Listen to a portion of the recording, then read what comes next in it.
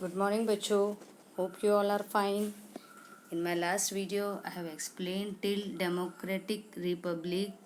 So today I am going to begin with justice. Justice means न्याय. The Constitution of India aims at providing social, economic and political justice to the citizen of the country.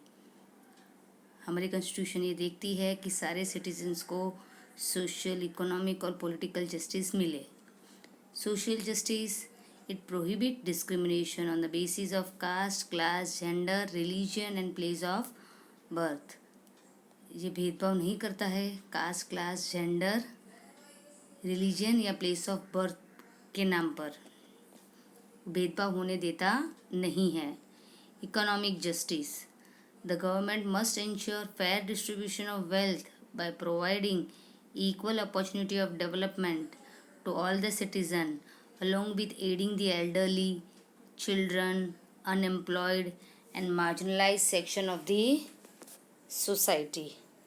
marginalized section मतलब कि schedule caste के लोग, schedule tribe के लोग, जो हमारी community में जिनको कम इम्पोर्टेंस मिलता है.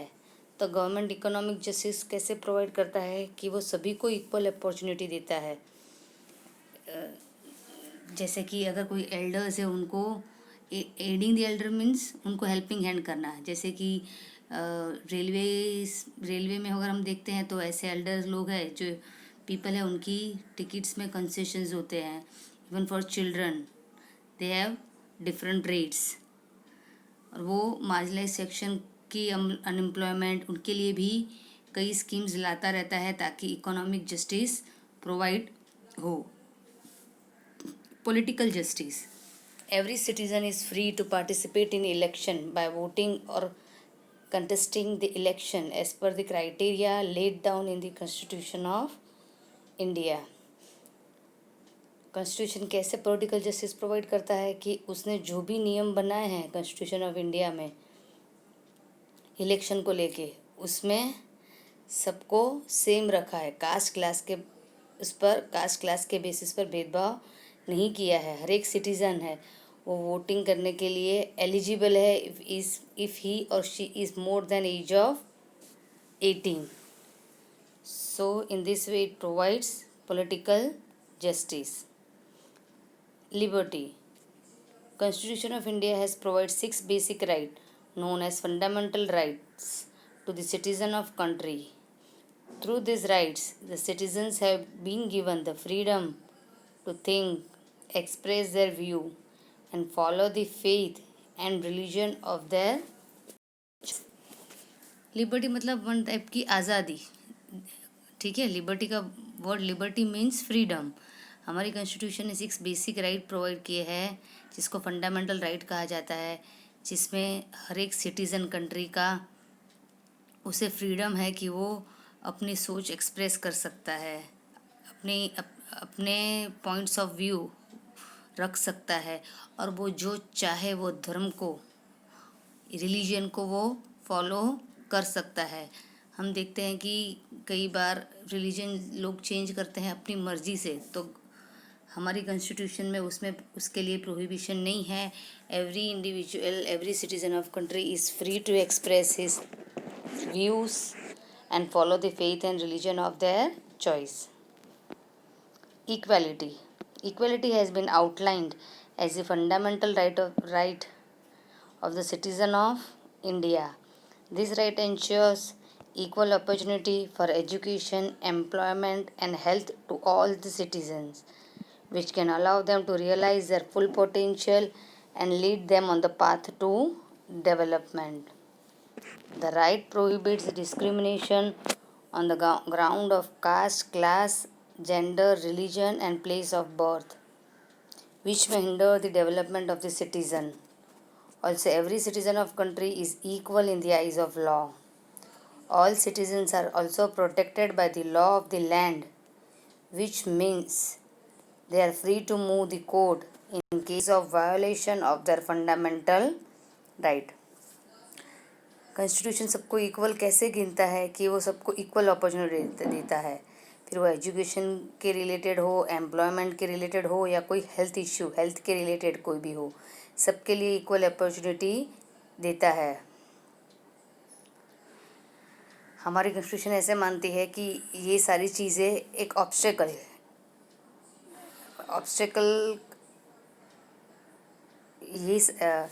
अगर इस चीज़ में इक्वलिटी ना दी गई, जैसे कि एजुकेशन है, एम्प्लॉयमेंट है, तो सिटीज़न का डेवलपमेंट नहीं होगा, जिसकी वजह से कंट्री का भी डेवलपमेंट रुक सकता है। So on the path of development it provide full potential to all the citizen. वो भेदभाव करता नहीं है कास्ट, क्लास, जेंडर को लेके, ताकि सिटीज़न की भी ग्रोथ हो और उसके साथ साथ कंट्री की भी ग्रोथ हो। हिंडर का मतलब होता है अड़चन, यहाँ पे है ना, hinder the development of citizen. Hinder का मतलब होता है स्टॉप करना। और हर एक सिटीज़न जो है वो कानून की आंखों में इक्वल है, he is same for law, every citizen is same.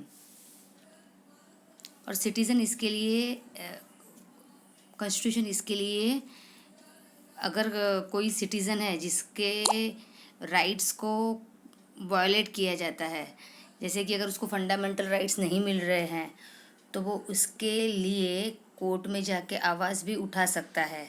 He is free to move the court and raise the voice in the case of violation of their fundamental right. उसके जो बेसिक राइट्स अगर उसको नहीं मिल रहे हैं, तो इसके लिए वो कोर्ट में जाके इसके ऊपर सवाल भी उठा सकता है और अपनी राइट्स की मांग भी कर सकता है। Fraternity, India is known for its unity in diversity.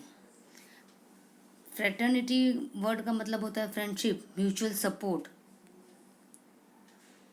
We all know कि इंडिया के लिए एक लाइन बहुत ही फेमस है, यूनिटी इन डाइवर्सिटी। मतलब इतना विविधता होने पर भी, फिर वो रिलीजन हो, फिर उनके लुक हो, कपड़े हो, इतनी विविधता, डाइवर्सिटी होने के बावजूद भी इंडिया में यूनिटी है। And this word is famous for it, famous that unity in diversity. In India, the same thought, the Constitution of India aims at promoting fellow feeling among the citizen and ending the separatist tendency. अभी constitution of India का यही M है कि सारे citizen जो है वो मिलजुल कर रहे, वो सबको अपना, एक दूसरे को अपना फ्रेंड गिने, उन लोगों में सेपरेट की टेंडेंसी ना हो, सेपरेटिस्ट की टेंडेंसी ना हो, मतलब एक दूसरे को अलग ना गिने। हमारी कॉन्स्टिट्यूशन का एम ही है कि फ्रेटर्निटी अचीव करना, मतलब फ्रेंडशिप, म्यूचुअल सपोर्ट अचीव करना in the respect of in the country bye respecting the rights and dignity of individual. ये कब होगा? जब सबको इक्वल राइट दिया जाएगा, सबकी डिग्निटी को मेंटेन किया जाएगा, while empowering them to move the court in the case their dignity and rights are violated by any individual or institution in the country. हमारी कॉन्स्टिट्यूशन ने सिटीज़न को ये फ्रीडम भी दी है, ये पावर भी दिया है कि अगर उनकी डिग्निटी हर्ट होती है, कोई इंडिविजुअल या कोई इंस्टीट्यूशन ऐसा करता है, तो वो कोर्ट में जाके उसके लिए सवाल उठा सकता है। तो provisions एनशाइंड in the Constitution of India are rooted but not rigid. हमारी प्रोविजंस ने, हमारी कॉन्स्टिट्यूशन ऑफ इंडिया ने प्रोविजंस बनाए हैं, एनशाइन किए हैं, मेंशन किए हैं, जो बहुत मजबूत है पर रिजिड नहीं है। मतलब क्या कि फिक्स नहीं है कि यही होगा, अगर ज़रूरत होने पर उनको चेंज भी किया जा सकता है। This means that apart from its basic structure, that is the ideals enshrined in the preamble and the provisions related to it, it is amendable. Amendable मतलब change, to cater to the changing need of the society.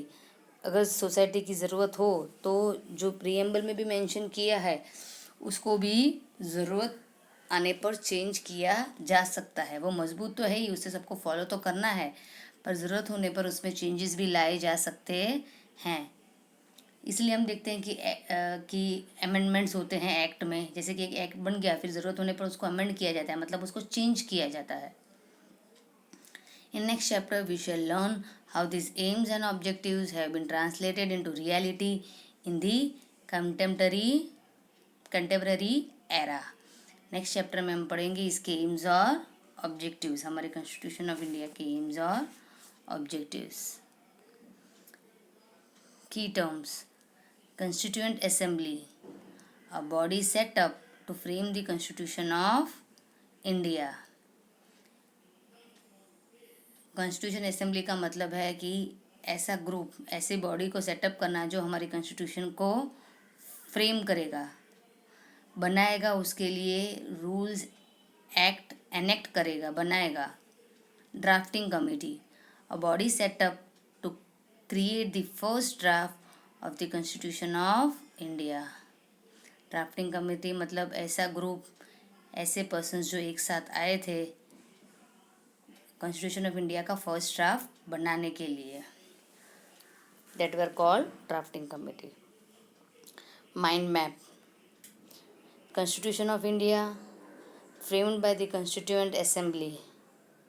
हमने देखा कि constitution assembly ने ही हमारी constitution of India का constitution बनाया. उसके लिए जो रूल्स है, एक्ट है, वो एनेक्ट किए.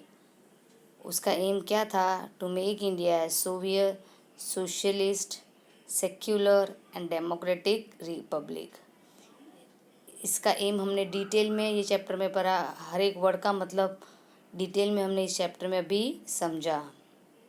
Objectives include to secure justice, equality, liberty and fraternity to the citizen of the country. इसके ऑब्जेक्टिव्स है कि सबको इक्वल जस्टिस दिया जाए, सबको इक्वल गिना जाए, उनको लिबर्टी मिले, फ्रेटर्निटी भी डेवलप हो सिटीज़न में, कंट्री के सिटीजन्स में. ये सब डिटेल में हमने पढ़ा. So this chapter is complete. Your homework is to write the key terms and draw the mind map in the book. But ये आप ध्यान रखना, ये चैप्टर शुरू करो उससे पहले आपका बाकी का जो वर्क है, मतलब चैप्टर 2 ज्योग्राफी का पूरा हो, उसके बाद ही आप सिविक्स का 2 चैप्टर शुरू करो. ओके बच्चों, टेक केयर, बाय बाय.